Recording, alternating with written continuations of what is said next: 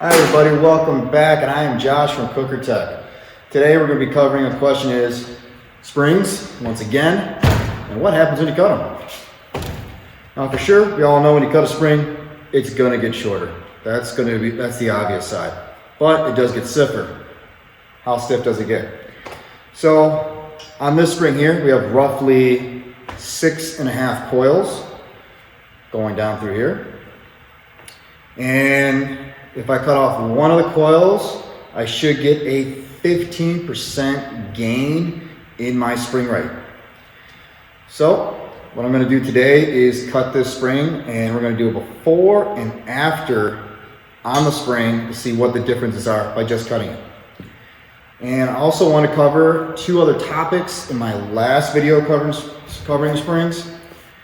One of the topics is when I tested the spring last, I used a bar across this. And what that does is I pretty much mimicked almost another spring or another coil.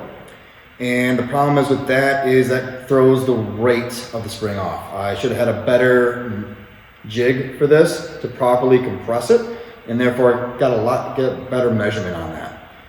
So what I've done now, and just finished it up, is I created a jig.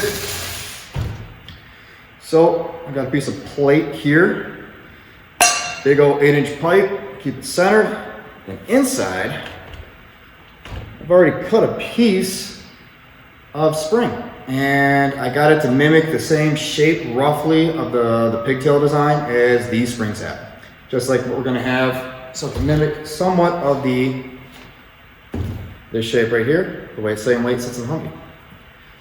So what I'm going to be doing today is using my new jig also to be doing that.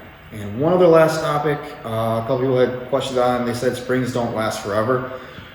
That is correct, springs don't last forever. And the one thing I was trying to make clear was springs lose their height, not their rate. Over time, springs will compress and become shorter, and thus that's how they fail. Unless you have other kind of damage like extreme rust, they've been hit, bent, heated, something like that. Other than that, springs fail by their height over time, not by their rate. Just to make sure that's clear. All right, we're gonna do our measurement first, then we're gonna cut, and then we're gonna measure again.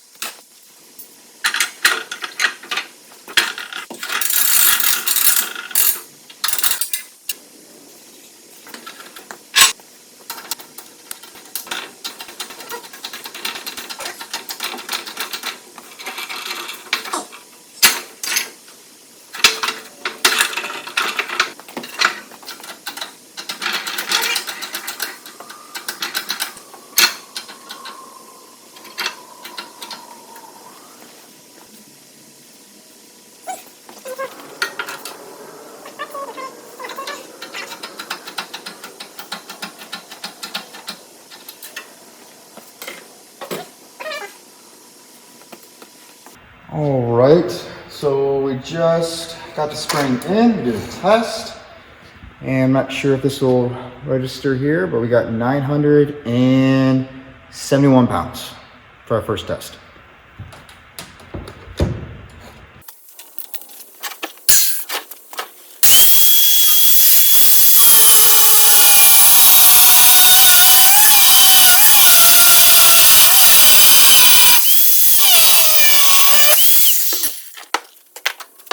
All right, so we went ahead and cut the spring. We went from a 13-inch tall spring, now it is at a 11.5-inch tall spring.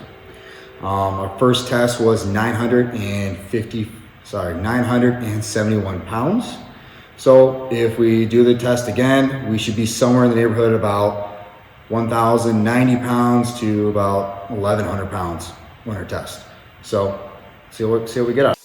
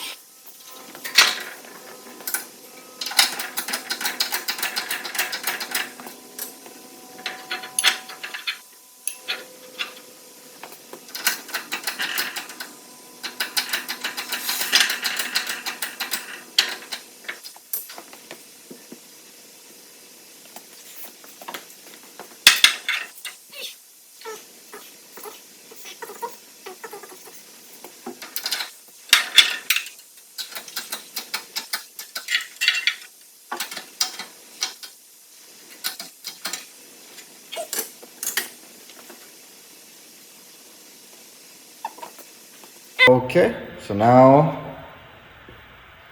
hopefully this will focus in. This is my center here. It's got the total amount after I zeroed it out and did my test. And we're at 1,115 pounds. So not too far off from being a 15% gain in the rate. Just completed our before and after tests, before the cut and after the cut. So by cutting the spring, obviously we shortened it. We went from roughly a 13-inch tall spring down to 11 and a half. Originally when I was basing my numbers on the 15% gain on the rate, I was basing it on this actual factory rate of this spring, which is 954 pounds. Our spring test came to 971 pounds as the original test of the spring. After we cut the spring, I was predicting a 15% gain. So from 971, that puts us at 1,116 for the new possible rate.